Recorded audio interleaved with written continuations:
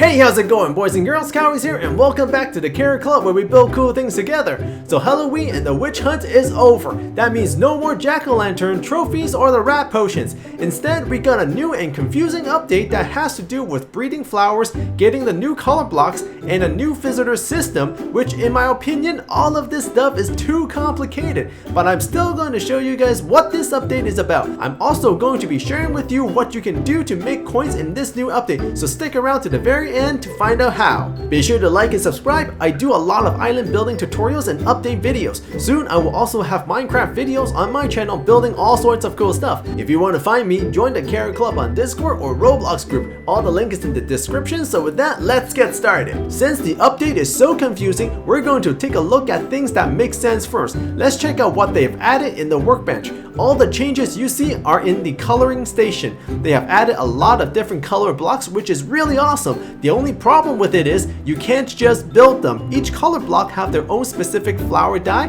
that you need to collect. For example, the cyan needs cyan flower and the black needs black flower, and so on. So the grind for this update is trying to figure out how you can get these flowers. But before we jump into picking and sniffing flowers, let's take a look at the new town design. It actually looks like a town with people in it. People meaning other players, spammer, beggars, and you get the point. They've added a gigantic castle that you can't go inside. They've added a lot of tunnels for you to explore, and they also lead to nowhere. I did manage to find a secret rumbling table slash generator or whatever this thing is spazzing inside this cave. I'm thinking this is a new workbench they have added as Easter egg, and it is just sitting here waiting to be discovered. If you explore enough, you'll find snow at the tip of the island, which sounds to me like they are hinting on a Christmas update already. They put a lot of effort into making this town look better. To me, all of this stuff is just Easter eggs, but who knows? Let me know your thoughts in the comments below what you think about this new town designs.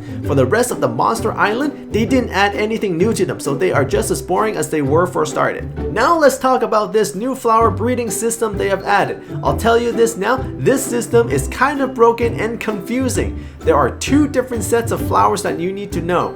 There is the fertile flower and then there is the normal flower. The fertile flower is meant to be used for breeding. When you look at them very closely, you can see little glitters on them. While the normal flower is used for crafting and decoration, there is no glitters on them. To breed flowers, you need to have two fertile flowers close to each other. Then you need to water them so the breeding process will start. When you do that, you can see that the flower is dripping with water. You have to do this manually. Using sprinklers is not going to work. I tried it. It took me an hour to figure out that it is not going to work that way. The whole process takes about 10 minutes. When it is successful, you will see a new flower being breeded. Although you don't always guarantee to get any flowers at all, so you have to keep trying. When you do get a new flower, you will see the difference. Here is the new black flower. So at the moment, I have experimented many different ways to breed new flowers. I don't know if this is a glitch or if this is broken or if the new flower is just really rare. I'm only thinking that the new flower is just really rare at this point. The longer I try,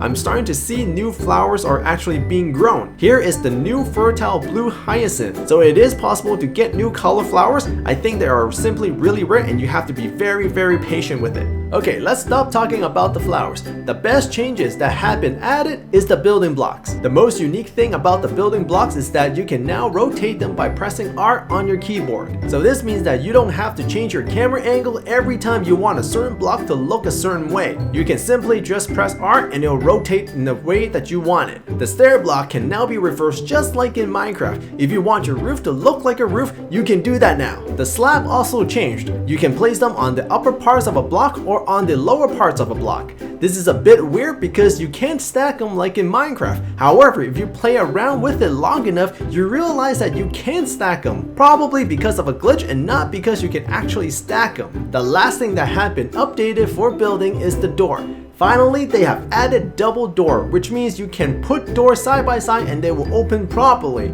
All you have to do is put them side by side and it will automatically turn it into a double door. Here is a very useful change that the developer has done right and probably the only thing they did do right. The tool belt can finally be saved. Now you don't ever have to redo your tool belt every time you get into the game. One of the major changes that happened when Halloween ended is that they have changed how players can visit other people's island, and it's not as confusing as some people might think. However, it is pretty bad. Every time you visit the town, you will be teleported into a public server where you will find other players hanging out. And every time you are on your own island, you are essentially in your own not so private server. If you don't know how to configure your own private server, this new feature is going to annoy the heck out of you because everyone can just join your island without invitation now. To prevent people from joining your island, all you have to do is go to your server configuration and make sure the friends allowed checkbox is checked off. This will prevent people from joining you. And if you want specific friends to join you, you can add their name to the invited players list. The biggest downside to this system is you can no longer AFK farm monsters now because there will always be people around to disturb you. If you are grinding paint gears for your smelter, good luck with that because there are 20 other kids fighting slimes at the same time as you. Also, people cannot just visit your island while you are in town. You have to be on your own island for people to visit. Also, if you are not on your own island, nothing will produce on your island. So you have to be constantly on your own island with this new system if you want to grind new things. The only good thing about this system is you can now build as much as 150,000 blocks and the loading is super fast. But good luck trying to break down your island after that though. So with this new update in place, you can expect the economy to shift again. If you want to get rich, this is the best time to do it. The demand for different color flowers is going to skyrocket. If you can get yourself a lot of flowers that other people can't get, you can sell them for a lot of coins. Also, all of the Halloween trophies is going to worth a lot since you can't get them anymore. This goes for jack-o'-lantern and pumpkin seeds as well if you got the chance to grind a lot of them during Halloween. So take advantage of this new flower update and breed a lot of flowers to sell. I think I have covered everything that needs to be covered for this update except for the color blocks because you really have to grind hard to get them. So good luck to everyone who is grinding them. Thank you guys for watching and I'll see you guys in the next video in game or at the Carrot Club. Take care everybody.